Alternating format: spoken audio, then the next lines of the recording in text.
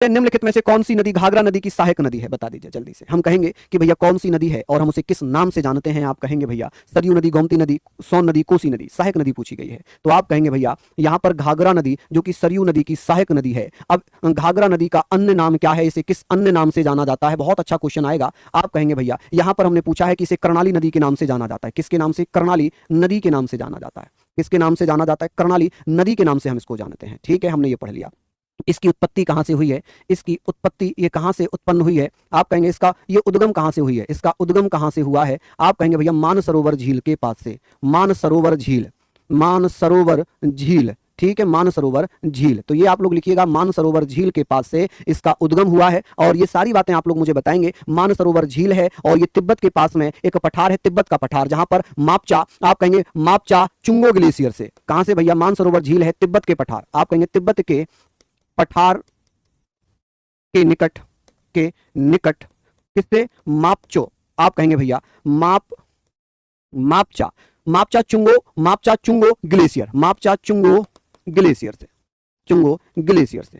ठीक है, ये बहुत इंपॉर्टेंट है, इनको लिखना। ग्लेशियर से भैया इसकी उत्पत्ति हुई है। चलिए, तो हमने ये लिख लिया, यहां तक आप लोग पढ़ेंगे। अब बात आती है शारदा, सरयू, राप्ती, इसकी सहायक नदियां हैं। अगर मैं सहायक नदियां पूछ लूं कि भैया सहायक नदियां कौन कौन सी हैं, जल्दी जल्दी से बताइए सहायक नदियां कौन सी हैं। आप कहेंगे सरयू तो अभी हमने पढ़ी ली, सरयू है, ताप्ती है, कौन सी है? ताप्ती है। और आप लोग कह सकते हैं कि भैया और कौन सी होगी? शारदा होगी। कौन सी होगी? शारदा। ठीक है, फटाफट से आप लिखिए। नेक्स्ट है, निम्नलिखित में से कौन सी गोदावरी नदी की एक सहायक नदी है? गोदावरी नदी की एक सहायक नदी है, मूसी नदी है, पेनगंगा है, तुंगभद्रा, कोयना है। तो यहां पर हम बात करेंगे।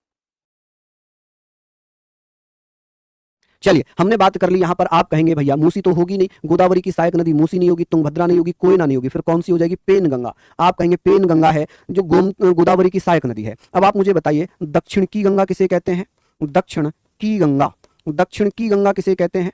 दक्षिण की गंगा, दक्षिण की गंगा किसे कहते हैं? वृद्ध गंगा किसे कहते हैं? आप कहेंगे भैया वृद्ध गंगा किसे कहते हैं? ठीक है, और दक्षिणी गंगा किसे कहते हैं?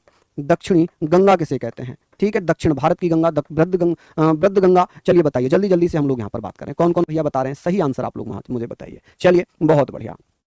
हाँ जी, ये आप लोग मुझे बताइए दक्षिण की।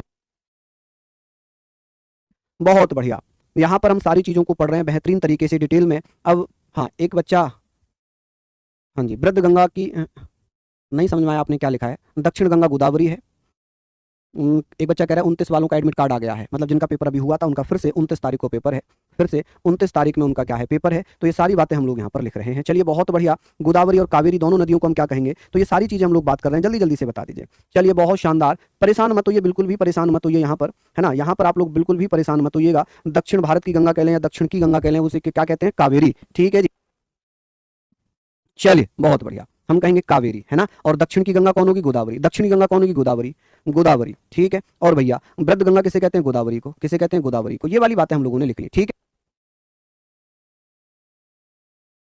चलिए, बहुत बढ़िया, ये आप लोगों ने लिख लिया।